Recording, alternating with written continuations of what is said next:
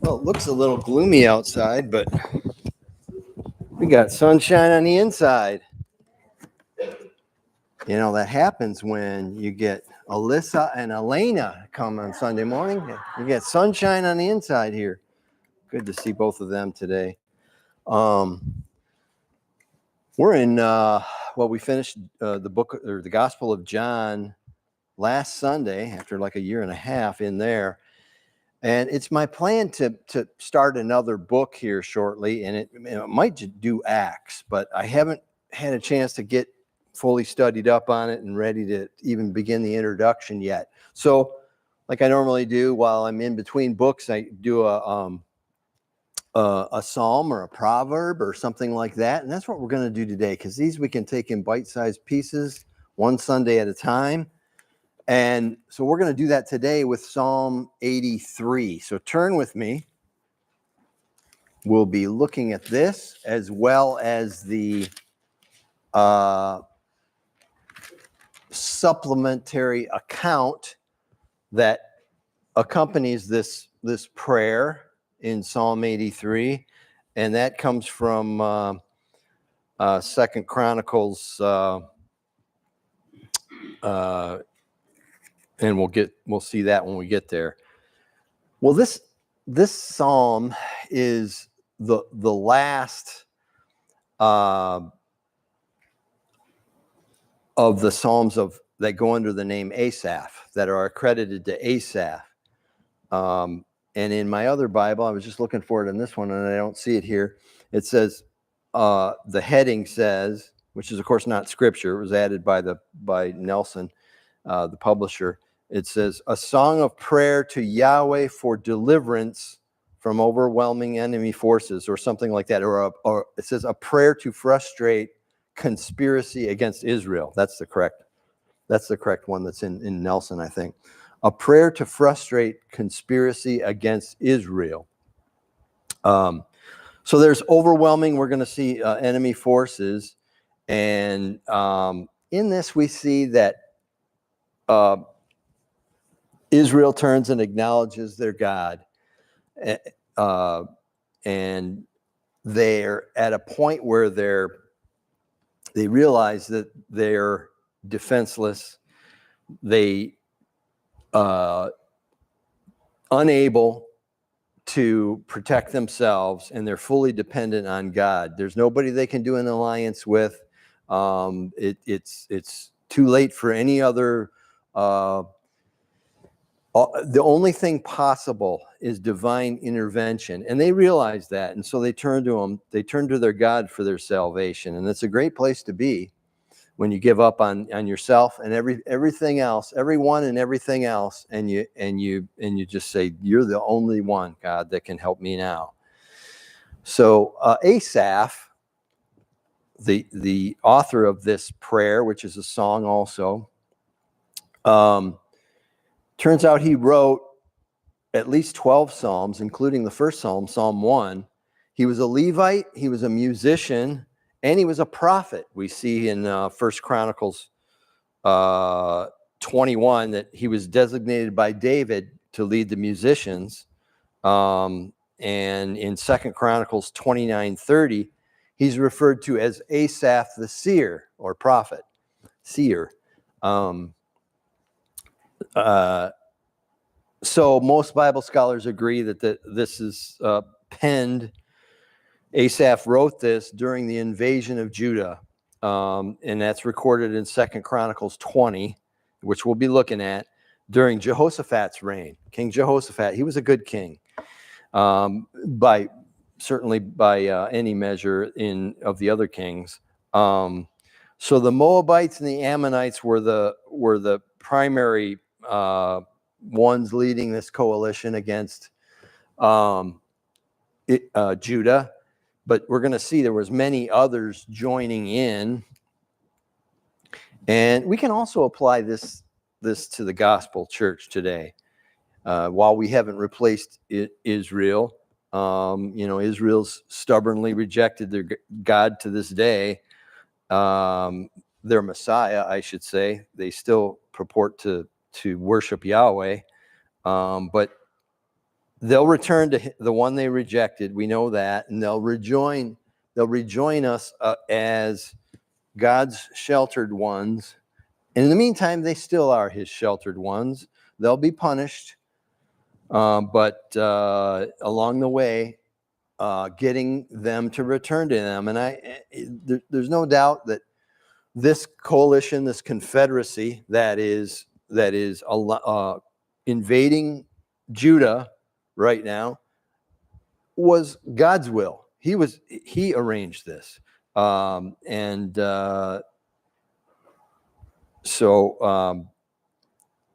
we know that they won't be successful in what they're planning here. All the Jew-hating and Christian-hating powers that are out there are going to be frustrated, and they'll all join together and they'll agree on that one thing. But we can rejoice because we know that the gates of hell will not prevail against the church. But let's look at it now. This is Asaph's prayer. Verse 1, Psalm 83 says, "Do not keep silent, O God. Do not hold your peace, and do not be still, O God.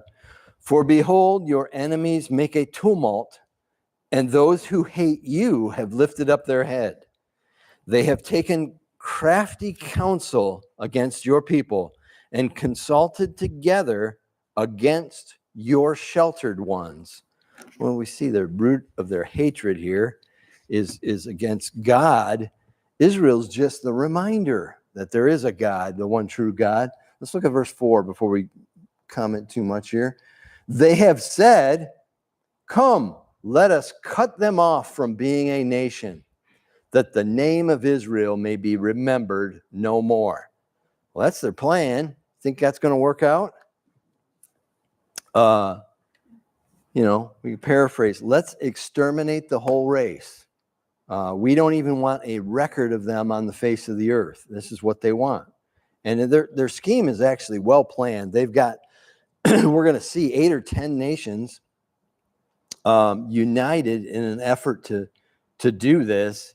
And they've kept their plan very, very well secretive, because Judah, the king, and Jerusalem, the people don't even hear that they're there until they're in Judah. They're on, and I was going to bring the map up, but I forgot. They're gathered at En-Gedi before some shepherds come and start telling them, "Hey, there's this huge force." And then, of course, they send and they figure out exactly who all's there. But they're actually in Judea already by the time they even realize it. So they kept their plan really well concealed. And so Judah's in great danger. They don't have time to prepare and defend themselves, or go seek an alliance with Egypt, which was their practice, rather than turning to God for deliverance. Well, this time they got no chance, and they know they're going to get wiped out, overwhelming numbers. And but one of the great truths that we've seen, even, well, of course, in the study of John, the Gospel of John, but when the world, and remember the way that John uses that term, the world, this is all of the organized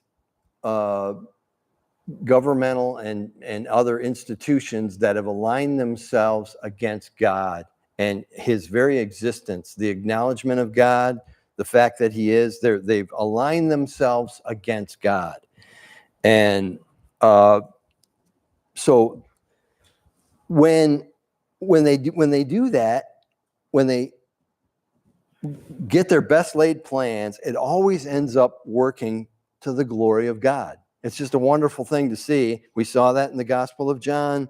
The religious establishment turned all of its hate against Jesus. And of course, in the end, God's will was done. His plan to defeat death itself for us and take our penalty on himself. was the result. And eternal life for you and I is the result.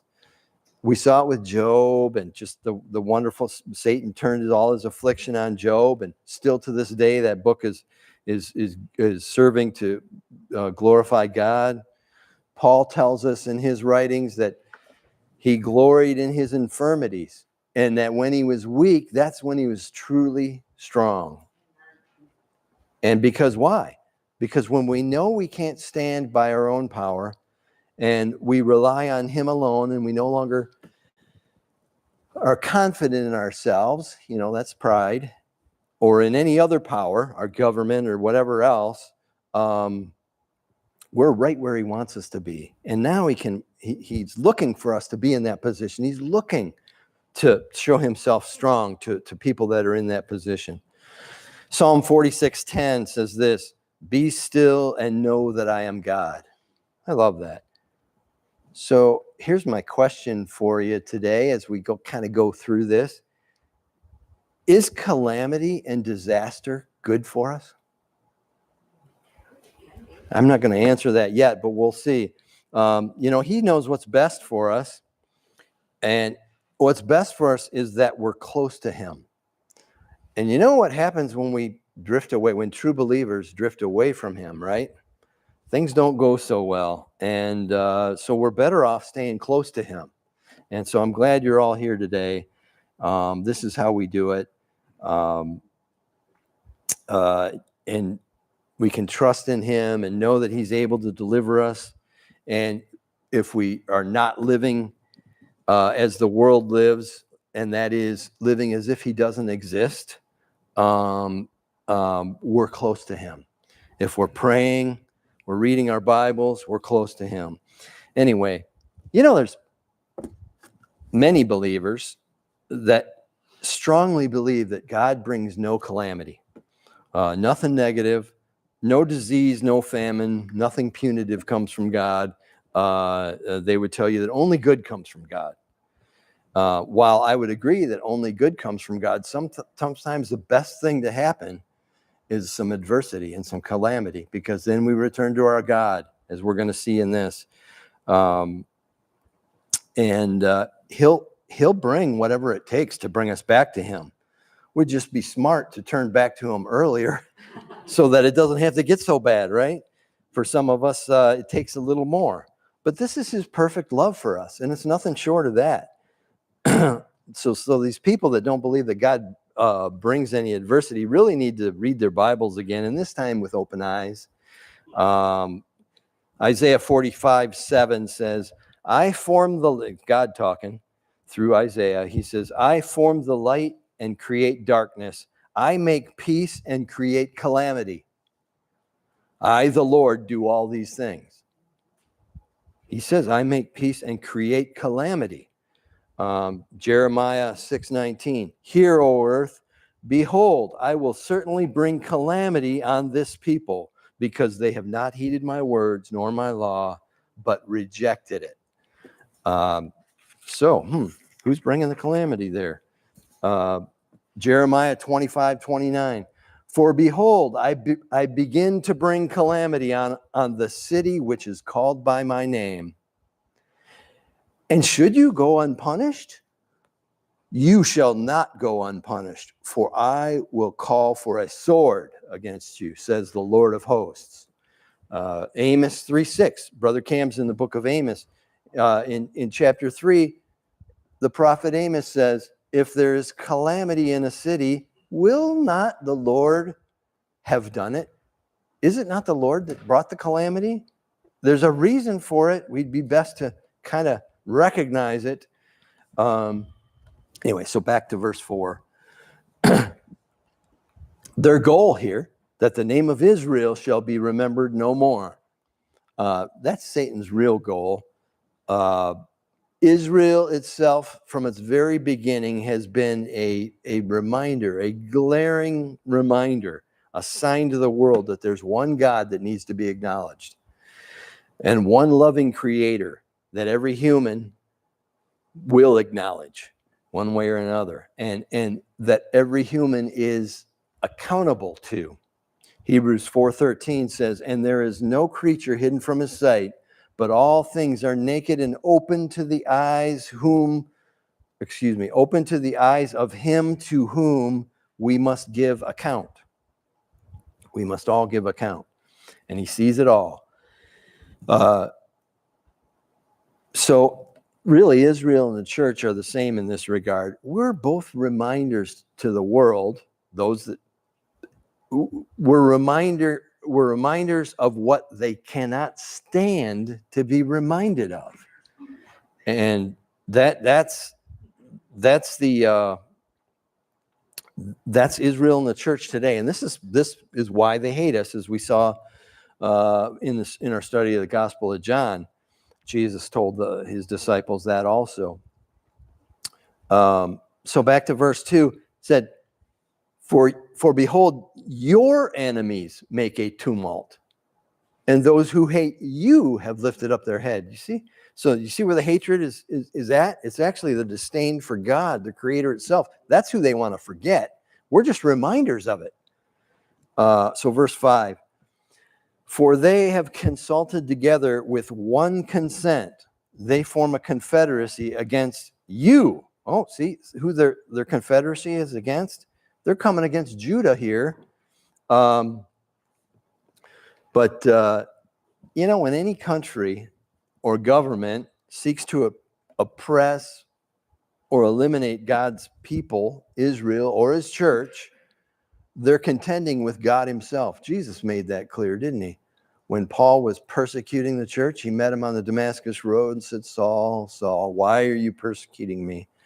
And then in verse 5, that's Acts 9:4. And then in verse 5, after Saul asked him, well, who are you, Lord? He says, the one you're persecuting. Paul got the message. He realized when he was persecuting the church, the early Christians, he was persecuting Jesus himself. And but anyway, it says they form a confederacy against you. Well, let's look at who is joined in here. Verse 8. The tents of Edom and the Ishmaelites, Moab and the Hagarites. Now, Edom, those are descendants of Esau. Ishmaelites, those are Arabs, of course, Arabia. The Hagarenes, now these people dwelt east of Gilead. I was going to show you this on the map.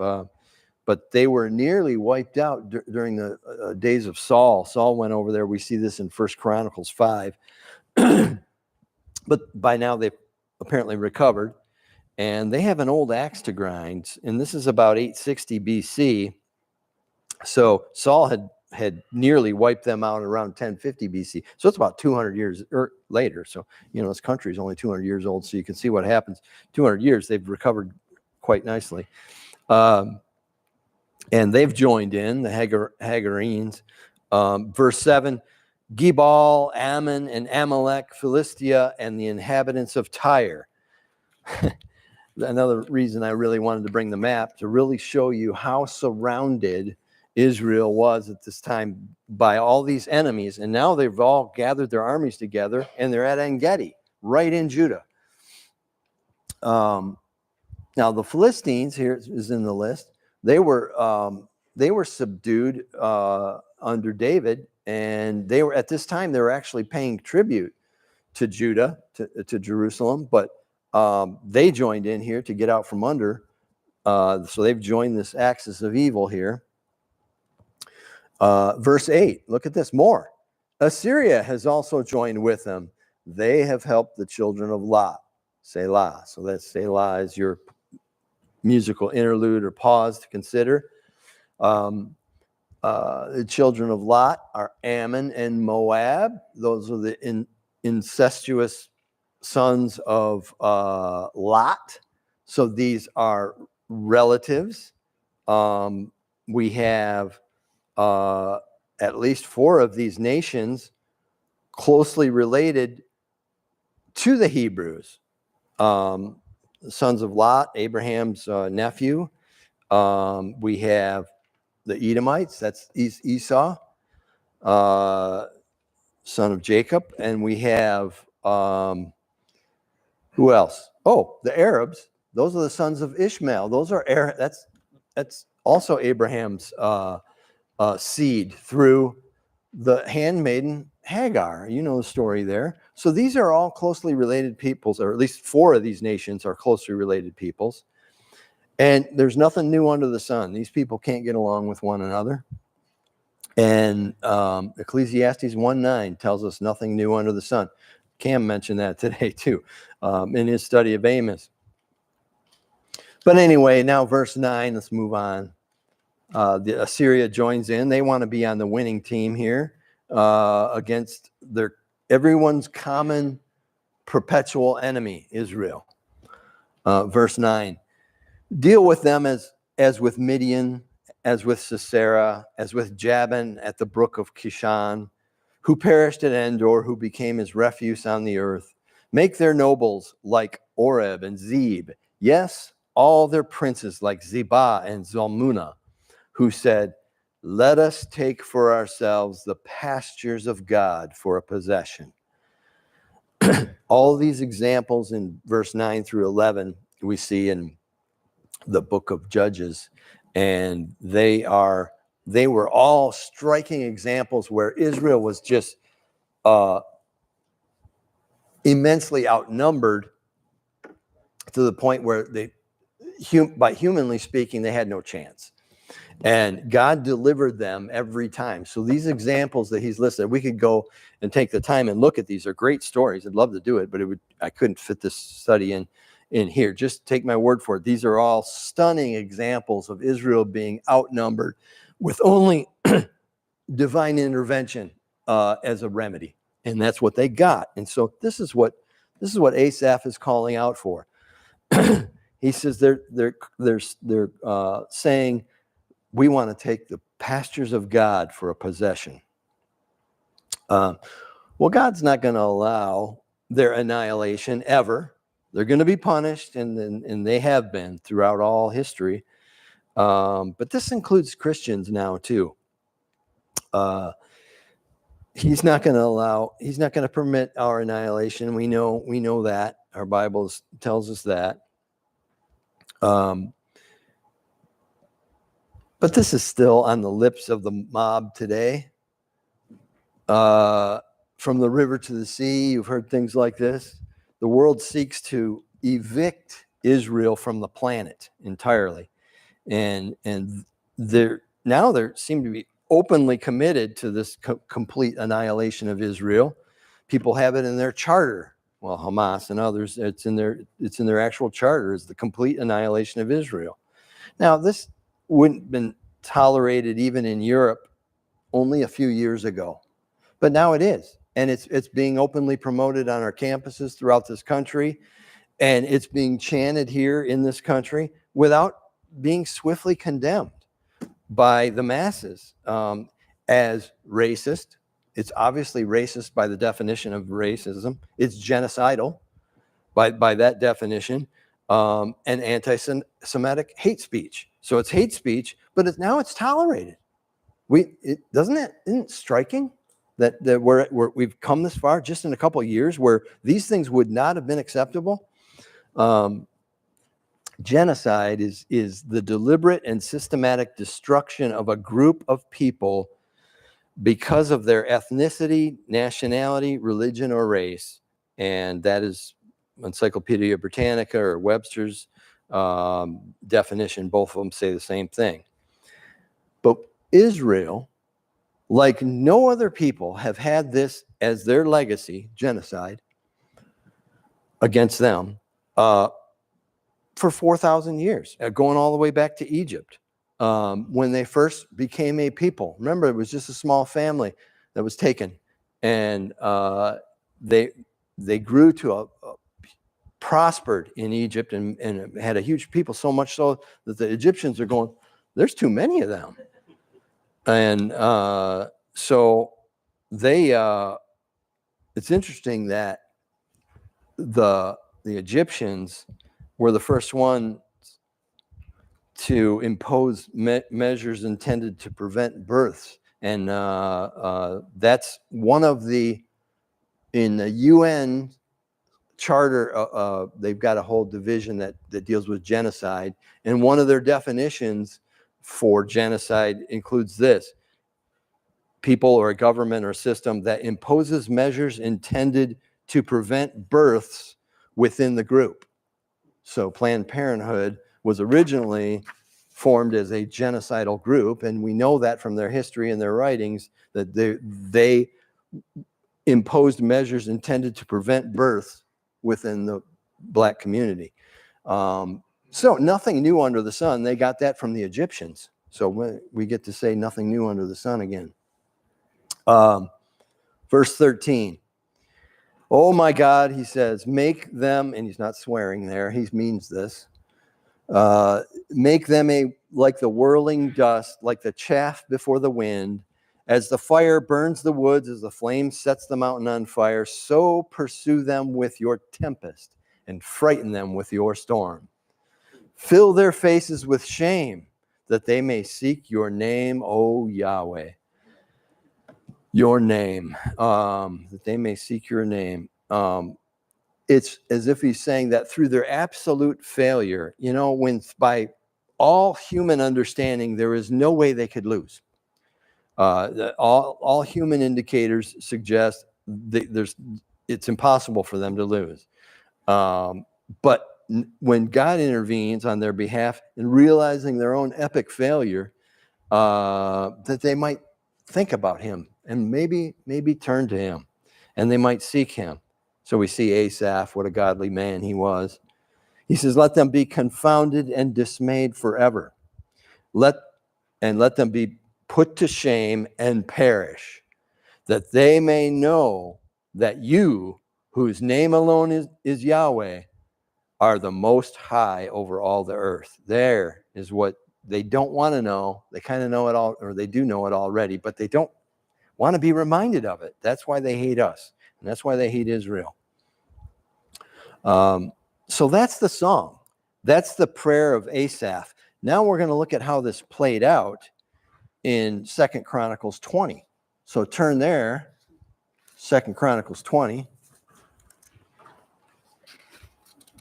So these are the accounts, the chronicles of the ancient Hebrews. So now let's read this. I'm going to start with verse 1. And it happened after this that the people of Moab with the people of Ammon, okay, the sons of Lot, just as we saw, and others besides them, besides the Ammonites, came to battle against Jehoshaphat. And we saw the list in Psalms. Then some came and told Jehoshaphat, saying, a great multitude is coming against you from beyond the sea. That's the Dead Sea. They come from that side, and from Syria, and they are in Hazazon Tamar. That's En-Gedi, and I was going to show you that on the map too, to show how close they really are to Jerusalem. And Jehoshaphat feared and set himself to seek Yahweh. That's a great place to be. And proclaimed a fast throughout all Judah. So Judah gathered together to ask help from Yahweh. And all the cities of Judah, they came to seek Yahweh. Then Jehoshaphat stood in the assembly of Judah and Jerusalem in the house of Yahweh before the new court, and said, O Yahweh, God of our fathers, are you not God in heaven? And do you not rule over all the kingdoms of the nations? And in your hand is there not power and might, so that no one is able to stand against you? Are you not our God, who drove out the inhabitants of this land that they're in now before your people Israel, and gave it to the descendants of Abraham, your friend, forever? And they dwell in it and have built you a sanctuary in it for your name, saying, if disaster comes on us, sword, judgment, pestilence, or famine, we will stand before you in this temple, or we will stand before this temple, and in your presence, for your name is in this temple, and cry out to you in our affliction, and you will hear and save. And so he's including that preface in his prayer here. But he's got reason for that. In 2 Chronicles 7:15, when the temple was built and dedicated by Solomon, we're told that God told Solomon, my ears will be attentive to prayers made in this place. Now, we talked about prayer several times. Prayer will be answered if the prayer in the way, even in which, at least to the end game, if the end game is glorifying God's name. So we can always take great confidence in our prayers when the end game is the glorification of God. And if there's any chance that someone would miss it, we better make sure that if he answers our prayers in our favor, we better make sure we glorify God in it. But anyway, that's a whole different story. So he says, make prayers in this place. Verse 10, and now here are the people of Ammon, Moab, and Mount Seir. I think that's the Edomites, whom you would not let Israel invade when they came out of the land of Egypt. But they turned away from them and did not destroy them. And here they are rewarding us by coming to throw us out of your possession, which you have given us to inherit. Now, you know the story. When they left Egypt, they wandered around 40 years. There's 1.5 million of them, and that's just probably the men. So they were hardened from 40 years in the desert, and they were much better and ready as they were moving through these lands to take whatever they wanted, because they were a mobile force, and they were used to it, living in the tents as they were, and nomads. But God said, no, leave them alone. That's your brother. The Edomites are your relatives, and the Ammonites and the Moabites. He didn't let them crush them, and they could have crushed them then. That's what Jehoshaphat's reminding God of, as if he needed a reminder, right? Verse 12, oh, our God, will you not judge them? For we have no power against this great multitude that is coming against us, nor do we know what to do, but our eyes are upon you. Now, this is where we need to be. We have no power. We don't know what to do. And our eyes are only on you. Let's see what happens here. When you're in that position, let's see what happens. So verse 13, now all Judah with their little ones, their wives and their children stood before the Lord. You know, when the going gets really tough, things are looking really bad, you got to call in the big guns. And you got to call grandma, get her praying for you. And so they get all their wives and their children. They know these prayers will be heard now. And verse 14, then the Spirit of Yahweh came upon Jahaziel, the son of Zechariah, the son of Benaiah, the son of Jael, the son of Mattaniah, a Levite of the sons of, guess who? The author of the psalm that we just read, the sons of Asaph, Psalm 83. In the midst of the assembly, and he said, so this is Jahaziel, I should say, Jahaziel, and here's what he says. Now the Spirit of God came upon him, so now he is speaking as a prophet.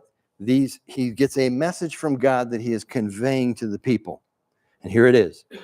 Listen, all you Judah and you inhabitants of Jerusalem, and you, King Jehoshaphat. Now, you didn't talk to a king that way. Yeah, listen up, king. No, but this is from God, so he can do it. God told him to say this. Thus says Yahweh to you, do not be afraid nor dismayed because of this great multitude, for the battle is not yours, but God's. Tomorrow go down against them. They will surely come up by the ascent of Ziz, and you will find them at the end of the brook before the wilderness of Jeruel. You will not need to fight this battle. Position yourselves, stand still, and see the salvation of the Lord, who is with you, O Judah and Jerusalem. Do not fear or be dismayed. Tomorrow go out against them, for Yahweh is with you. See what happens when a leader humbles himself and says, I don't know what to do. I'm powerless. we're going to get crushed unless God intervenes for us. Let's all humble ourselves before our God. And look what he does here. Let's look at the next verse. And Jehoshaphat bowed his head with his face to the ground. Oh, to have a leader humble himself, to lead in this manner, to humbly acknowledge God and seek his favor and salvation. But he says he bowed his head with his face to the ground, and all Judah and the inhabitants of Jerusalem bowed down before Yahweh, worshiping Yahweh. Now, this is the entire southern kingdom of Judah is represented here, all humbling themselves before God. Verse 19. Then the Levites of the children of the Kohathites and the children of the Korahites stood up to praise Yahweh, God of Israel, with voices loud and high. Now, these were the singers that were appointed by David to praise and honor God in song and with music and on instruments. So what we see here is we have all the necessary ingredients for deliverance from God. We have a people humbled, knowing they're done for unless God intervenes, and all eyes are on God. So let's keep reading. Verse 20. So they rose early in the morning and went out to the wilderness of Tekoa. And which interestingly enough is Cam's in the book of Amos, and he was a Tekoite, and they went out to the wilderness of Tekoa. And as they went out, Jehoshaphat stood and said, "Hear me, O Judah, and your inhabitants of Jerusalem. Believe in Yahweh your God, and you shall be established. Believe his prophets, and you shall prosper." And when he had consulted with the people, that's interesting. He consulted with the people first and said, how should we go out? God told us through Asaph's son, Jahaziel, to go out there, but how should we set ourselves up? Look at this. After he had consulted with the people, he appointed those who should sing to Yahweh and who should praise the beauty of his holiness as they went out before the army and were saying, "Praise Yahweh, for his mercy endures forever." Now look at that. What a way to organize your forces against the invaders. Let's put the singers out front. And let's see how this works out. Verse 22. Now when they had begun to sing and praise, so you begin the work of praising God, he perfects the work of salvation. Look, Yahweh set ambushes against the people of Ammon, Moab, and Mount Seir, who had come out against Judah, and they were defeated. For the people of Ammon and Moab stood up against the inhabitants of Mount Seir, and to utterly kill and destroy them. And when they had made an end of the inhabitants of Seir, they helped destroy one another. Now, this is what we've seen all throughout history, is these people can't get along with each other. The only thing that unites them is their hatred for Israel. And when they're not united in hating Israel, they're destroying one another. Well, God just had them skip to the end game here, and they went right after it. Over and over throughout history, these nations, and really almost all nations that are united in hatred for Israel, end up this. Remember, they wanted to cut off Israel from being a nation in verse 4, that the name of Israel may be remembered no more. They might be able to do that if they could stop fighting one another long enough to engage in it, but God is not going to let that happen. So let's look at verse 24. So when Judah came, now this is the army of Jehoshaphat led by singers, right? And they're praising God. And they came to a place overlooking the wilderness, and they looked toward the multitude, and there were dead bodies fallen on the earth. No one had escaped. And when Jehoshaphat and his people came to take away the spoil, they found among them an abundance of valuables on the dead bodies. Well, as armies do, they take whatever they can on the way as they're moving through these towns and villages. And so they had accumulated a great bit of wealth And they were carrying it, all this precious jewelry that they had all over them. It says more than they could carry away. And they were 3 days gathering the spoil because there was so much. And on the 4th day, they assembled in the valley of Berakah, for there they blessed Yahweh. Therefore, the name of that place was called the Valley of Berakah. That's blessing. That's what that means, the Valley of Blessing, to this day. So what we have here is a great example. And we can follow this model. We can humble ourselves and praise God, acknowledge him. And then we too can just stand still and see the salvation of Yahweh, especially when things are going bad. We can have rest, and we can do this. It's such a comfort to know that we are his sheltered ones, as it says in verse, I think it's 2 of Psalm 83. Remember, 2 Chronicles 16:9 says this: for the eyes of Yahweh run to and fro throughout the whole earth, looking to show himself strong on behalf of those whose heart is loyal to him. So he knows this is not just a religious person. It goes to church or mass every Sunday. This is somebody who's loyal to him in their heart, and they're close to them in their heart. And these people, their hearts all turned to Yahweh, knowing they had nowhere else to turn. He's looking for us to be in this very position because he wants to show himself strong to us. And we can avoid the calamity by staying close to him as if we were, and be reliant on him in our daily walk as if there was calamity. Well, there really is. Even though we're living in relative peace here, the world is in tumult. It's in calamity.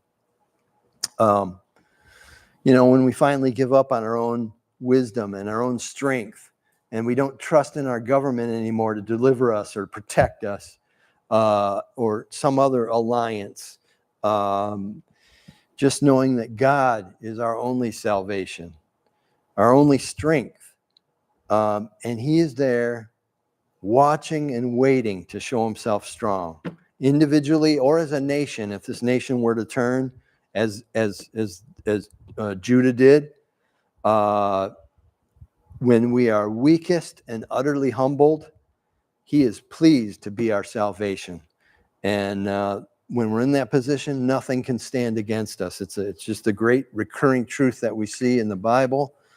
The book of Judges is one of the great examples of that, over and over again. When they finally remembered to turn to their God, they were delivered in epic fashion. And it's just such a great truth to be reminded of. So if you're going through some rough stuff, draw near to him and he'll draw near to you. There's great peace to be had in him. So I encourage you all to do that. Not sure what we'll be doing next week, but we'll do something from the Bible. I can tell you that. Brother Cam?